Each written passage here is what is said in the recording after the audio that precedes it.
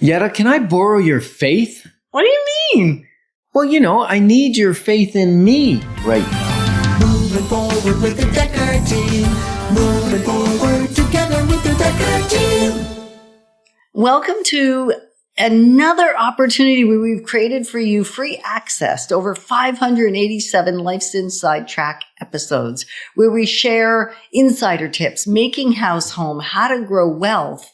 And the great news is you get access to them from home, from the office, or on the go. And we're going to do some discovery this time about what it takes to build faith into you, and do we help each other have faith and belief? Because faith is kind of belief about what isn't yet seen. Mm-hmm. Yeah, belief in something that's going to happen. Yeah. Or something that's there that you can't see. Right. Mm-hmm. And so when you ask the question, Ken I borrow your faith? Mm-hmm. Yes, often you can, because sometimes we don't have enough of our own and we need to borrow. So having the right people in our life. So when my faith in me wanes, I need to have somebody, whether it's you or somebody at work or whatever. My preference is it's you, because I need that lift. I need some wind beneath my wings to say, actually, Ken, you got this. I believe in you. And that's when I borrow your faith in me. And isn't it sometimes just the reminder, the faith comes in the form, because we're talking, how do we get there? Right? Mm-hmm. So my faith sometimes in you is reminding you of who you've already been in the world, the impact you've already made, the life changes that you've made in your own life and in the life of others, reminding you about the evidence. Yeah, the evidence, reminding you of the evidence that already exists. So it isn't giving hollow faith, it's faith with proof. Having my faith built on something.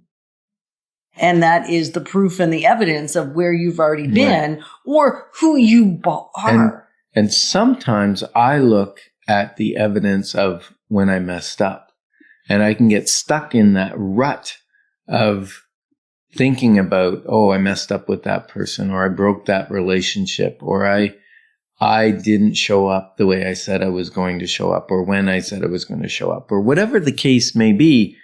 You can get stuck in that loop. Yeah, and I certainly used to spend a lot of time in that loop. And when I was in that loop, it was as though I'd always been there and I would always be there and there was no other option, and all my faith died. So we have a tendency to make a momentary situation a comprehensive all the time situation. Like a blanket. And so have you ever found yourself doing that? Like taking an isolated situation where you did mess up and now building your life framework in your mind from that place. And in those moments, then it's nice to have somebody else's faith that can bring you back and give you the other kind of evidence and the other proof that you've made progress. You've made good decisions. You're capable of good decisions, because otherwise you wouldn't be where you are. Yep. And sometimes you haven't even experienced something to have the faith yet.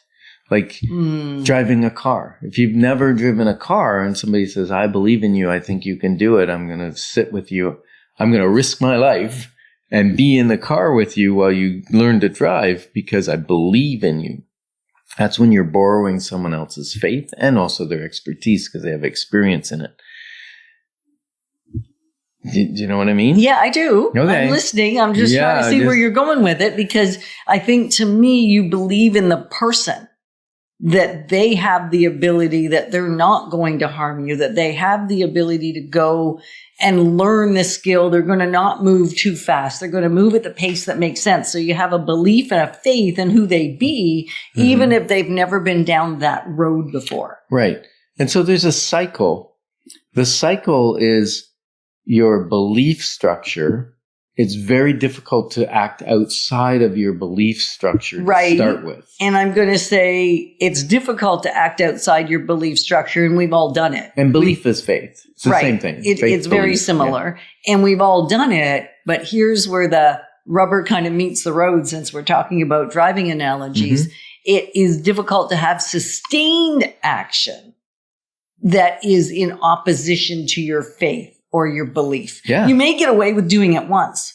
Well, you really, when you get out and do that action, if you get the wrong result Or the result that doesn't serve you, the one that you're not looking then for. your belief will be strengthened that you're no good at that, or you shouldn't be doing that, or whatever. Whereas if you borrow someone's belief in you and then you do something fairly decent with it, then from there, your belief starts to change and you'll do more action in the future because that belief is morphing. Exactly. And then it becomes an increased pattern of results. Yeah. Now, there was a very interesting story by Oprah, Yes. and she had interviewed like Over 3,000 people, over At this 3,000 point. people. Yeah.